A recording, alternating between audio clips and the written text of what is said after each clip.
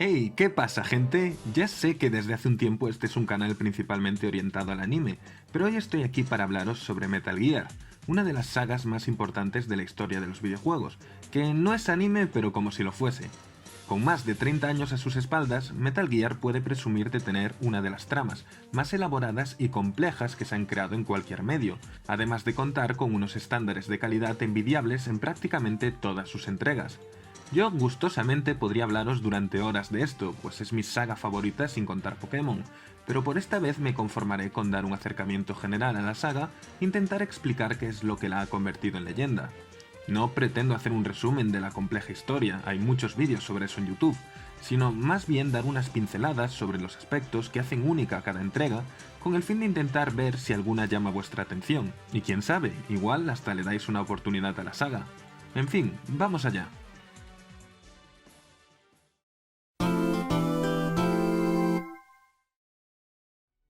Bien. Primero veamos al hombre detrás de la creación. Casi todo el mundo conoce directores de cine, pero por desgracia no será el mismo caso con los directores de videojuegos. Sin embargo, este hombre es una excepción, pues es tan famoso e infame a partes iguales que es probable que hayáis oído su nombre muchas veces. Este es Hideo Kojima, y el solo decir que su mote dentro de la industria es el genio, bueno, también es cierto que algunos lo llaman el vendehumo, ya debería hablar por sí mismo. Nació el 24 de agosto de 1963 en Tokio, así que tiene 57 años, pero al parecer no ha envejecido nada desde la década de los 80. Se crió viendo películas ya que sus padres no tenían tiempo para él, por lo que su sueño de toda la vida fue ser director de cine. Aún a día de hoy dice que su cuerpo está hecho en un 70% de películas. Por desgracia, debido a imposiciones familiares, acabó estudiando económicas. Sin embargo, su vida daría un giro absoluto al llegar a sus manos la NES, la primera consola de Nintendo. Nuestro Kojima se enganchó como medio planeta al mítico Super Mario Bros. Y fue en ese momento cuando decidió que quería dedicarse a ese mundo. De ese modo, logró entrar en una de las compañías de videojuegos más destacadas de esos años, Konami. Y ahí es donde comienza esta historia.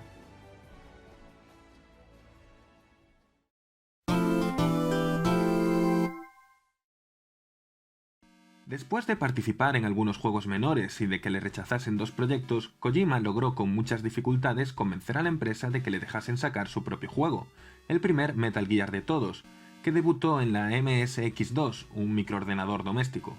Como vemos, su portada es un homenaje a Terminator, porque ya sabemos que Kojima es todo un cinéfilo. Y quien dice homenaje dice plagio. En fin, estamos hablando de 1987 y en ese entonces en los juegos primero se disparaba y ya si eso luego se contaba el argumento, que salvo contadas excepciones no solía ser la gran cosa. Pues bien, Kojima fue más allá, tratando la problemática de la guerra nuclear y reflexionando sobre qué mundo le dejaríamos a las generaciones futuras. Recordemos que él es japonés. Además, el muro de Berlín aún no había caído y la tensión seguía en el aire. La trama, a grandes rasgos, iba sobre un soldado estadounidense de élite cuyo nombre en código es Solid Snake, quien recibe las órdenes de su jefe, Big Boss, y como sabríamos más adelante, su padre. Su misión consiste en infiltrarse en el país fortaleza Outer Heaven, una nación compuesta exclusivamente por soldados que está amenazando al mundo con un tanque bípedo capaz de lanzar un ataque nuclear. Sí, ese es el famoso Metal Gear. Por si fuese poco, Kojima creó un nuevo género, totalmente distinto a cualquier otro de ese tiempo, la infiltración. En Metal Gear tú no tenías que matar a tus enemigos a oleadas, como en el resto de competidores. Tenías que esconderte, pasar inadvertido, ser listo y encontrar la manera de huir al siguiente nivel.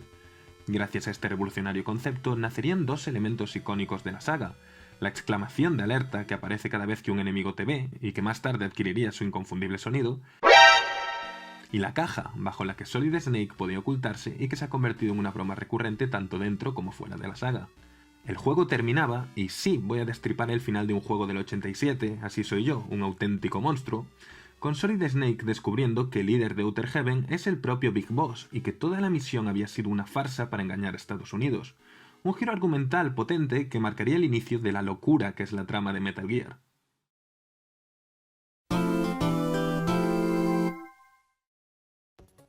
El primero fue un gran éxito, así que Konami encargó inmediatamente una segunda parte y esta vez para la NES, que era mucho menos potente que la MSX2.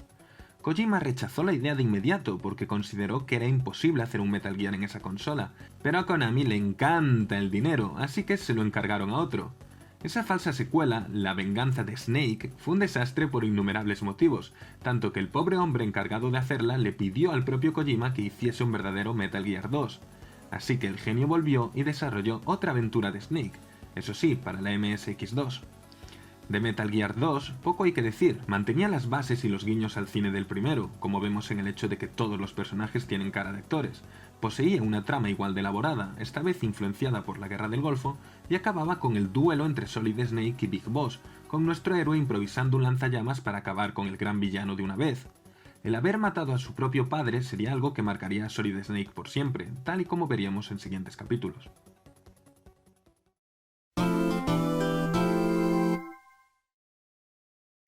Kojima deseaba que la siguiente entrega utilizase modelos poligonales en 3 dimensiones, por lo que la llegada de la PlayStation 1 fue todo un sueño cumplido para él.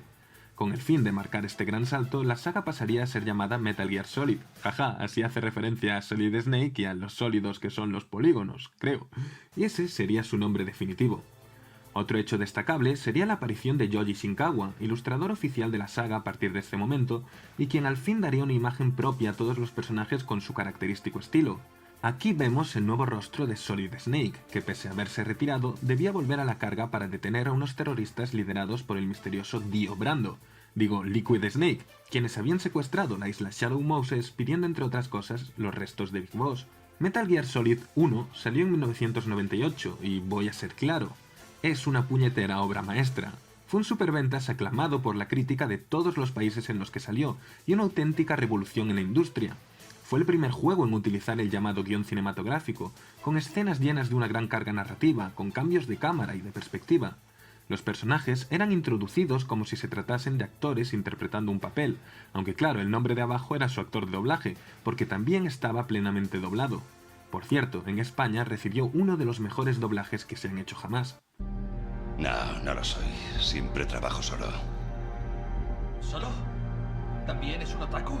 Metal Gear Solid 1 también fue muy conocido por su ruptura de la cuarta pared, esa pared imaginaria que separa una obra de su espectador.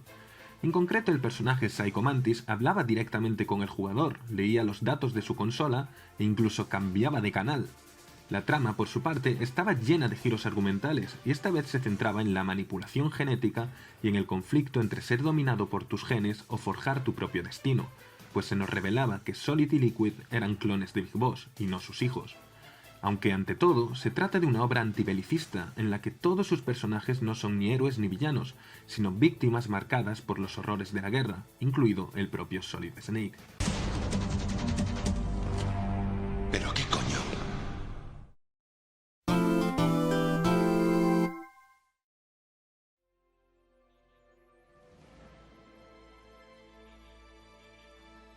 Bien, el Metal Gear Solid 1 acababa dando pie a una posible continuación, y esta no tardó en llegar para la PlayStation 2.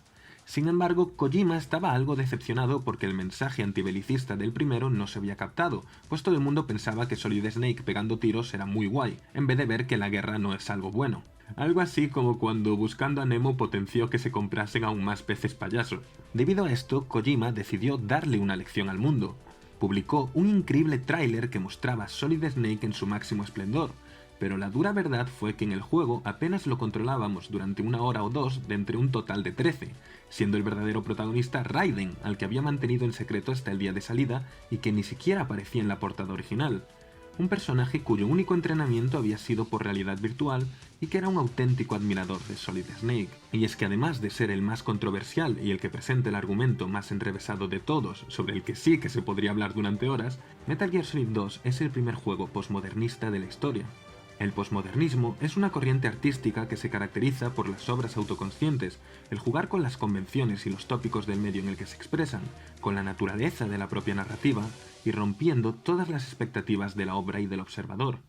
Ante un público que solo quería más de lo mismo visto en Metal Gear Solid 1, todo el juego había sido diseñado para deconstruir y mostrar una versión deformada del primero. Raiden era un reflejo del jugador, fan de Snake, pero sin ser él por mucho que lo intentase. Los villanos, las situaciones, los niveles, todo se parecía al primero, pero no lo era. Kojima quería expresar que la única forma de avanzar es mediante ideas nuevas, y que si nos quedamos con las mismas no avanzamos, y lo consiguió con creces. La trama esta vez giraba en torno a la manipulación de la información y el control de la misma por parte de fuerzas invisibles. Así, el tema principal de Metal Gear Solid 2 son los memes, entendiéndolos como lo que de verdad son más allá de las risas, elementos culturales o de comportamiento que no se transmiten genéticamente. Los villanos esta vez eran un conjunto de inteligencias artificiales que decidían qué tipo de elementos culturales o memes debían ser transmitidos a las siguientes generaciones, menospreciando a la humanidad, a la que solo veían como generadores incombustibles de datos inútiles, siendo su deber filtrar lo mejor de entre estos datos y controlar la sociedad con ellos. Así, Kojima predijo en pleno 2001 la problemática del Big Data, siendo esta la acumulación masiva de datos en la era de Internet y la forma en la que estos se analizan para predecir los comportamientos de los usuarios y controlarlos en cierto modo. Teniendo tal capacidad de predicción, Kojima se coronó a sí mismo como un genio de verdad.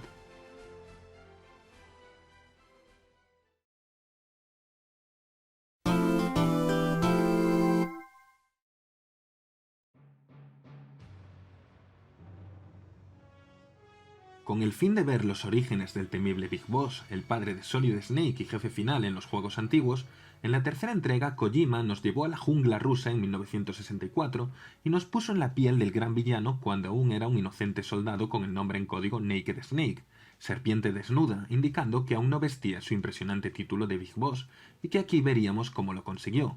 Siempre hay mucha confusión entre Solid Snake y Naked Snake, puesto que claro, el primero es un clon del segundo y a los dos los llaman Snake, pero esa es la magia de la saga. Naked Snake suele ir de verde y acaba teniendo un parche, mientras que Solid Snake suele ir de azul o gris y no tiene parches hasta que ya es muy viejo. Espero que esto quede claro porque si os veo confundiéndolos os tendré que disparar. En fin, a nivel jugable, Metal Gear Solid 3 también es increíble y está lleno de curiosidades y formas de explotar las características del medio. De hecho, todos los jefes cuentan con varias formas de ser derrotados muy poco convencionales. Por ejemplo, The End es un anciano francotirador que muere de viejo si adelantamos la fecha de nuestra consola una semana durante el encuentro contra él. Y The Sorrow es un medium que nos obliga a cruzar un río repleto de todas las almas de los soldados que matásemos hasta ese momento, de tal modo que si fuiste una auténtica bestia y acabaste con todo lo que estaba en tu camino, como yo, te verás caminando por el río mucho tiempo, y si al contrario fuiste un pacifista, lo superarás en unos minutos. Metal Gear Solid 3 suele ser el preferido de los fans por su espectacular trama, para muchos, incluido yo, la mejor de toda la saga, y qué demonios, puede que incluso de toda la industria. Una trama que denunciaba la manipulación política de los gobiernos, que usan a los soldados como simples herramientas, marionetas que mover en un escenario siempre cambiante dependiendo de las decisiones de aquellos con poder. En el contexto de la Guerra Fría se trata de una historia de traición, en la que el joven Naked Snake debe acabar con su maestra, The Boss, que supuestamente ha desertado a la Unión Soviética, pero en la que nada es lo que parece. La elección entre la lealtad a un país o la lealtad a uno mismo, sumado al hecho de que el amigo de hoy es el enemigo de mañana, son los dos grandes temas del juego. Ah, y ya sé que he tirado muchas sentencias hiperbólicas, y más que voy a tirar, pero The Boss probablemente sea el personaje femenino mejor escrito de la historia de los videojuegos. Por otro lado, creo que los fans de Naruto, en especial de Itachi Uchiha, apreciarán el giro final con creces.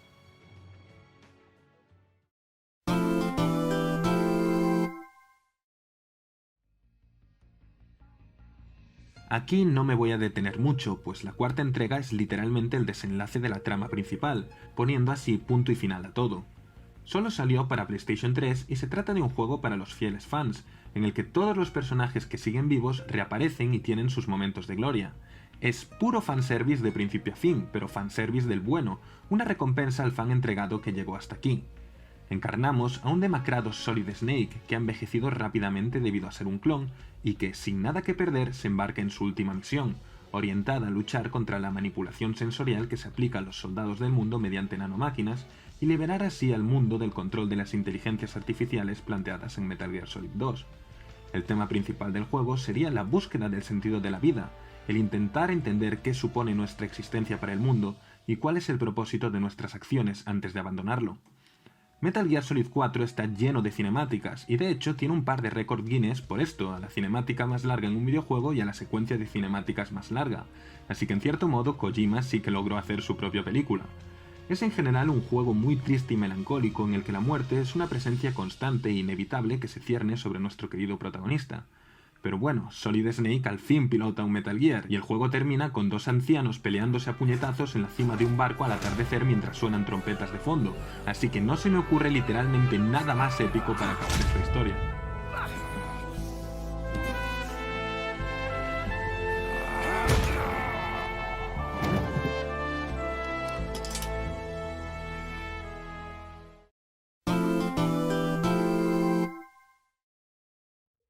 Con todo, aún quedaban cuestiones que aclarar, y es que los fans querían ver cómo Big Boss había pasado de ser ese héroe del Metal Gear Solid 3 al despiadado villano de los juegos antiguos, por lo que Kojima volvió a la carga.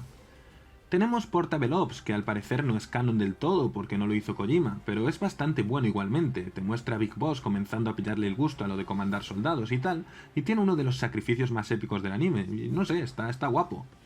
Quitando eso, poco después Kojima nos trajo Peace Walker, que no tiene número en su título por ser un juego para una consola portátil, aunque no por eso es menos, pues contaba cómo Big Boss empezaba a crear su país para soldados en Sudamérica y aporta una reflexión increíble sobre el problema de la disuasión nuclear y la maldad deshumanizante de las personas contra el alma de las máquinas.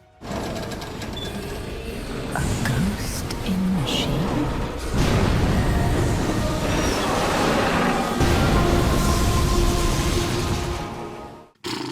Qué bonito es el final de Peace Walker, la madre que te parió, Kojima.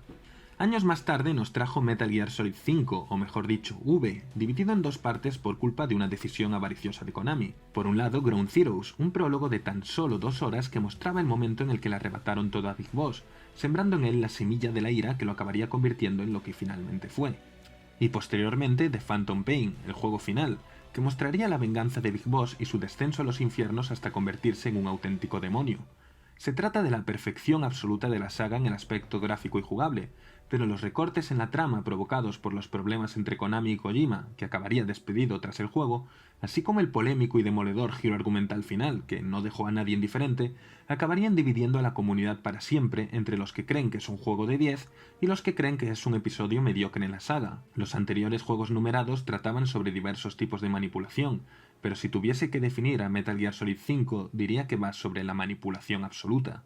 Si alguien ya lo ha jugado, dejo en la descripción un artículo de mi blog hablando con más profundidad y con spoilers sobre este juego, aunque quién sabe, igual uso ese artículo de guión algún día. Como apunte adicional, entre los múltiples spin-off, el más destacable de todos es sin duda Metal Gear Rising, cuya posición canónica dentro de la saga también es bastante cuestionable. Ambientado en un futuro después de Metal Gear Solid 4, controlamos a un Raiden hecho un cyborg ninja que va por ahí cortando Metal Gears con su katana mientras suena heavy metal y que acaba teniendo un combate final contra Donald Trump, el senador Armstrong, que termina siendo de los combates más épicos que he tenido el placer de ver, o sea, un 10 de 10 de juego.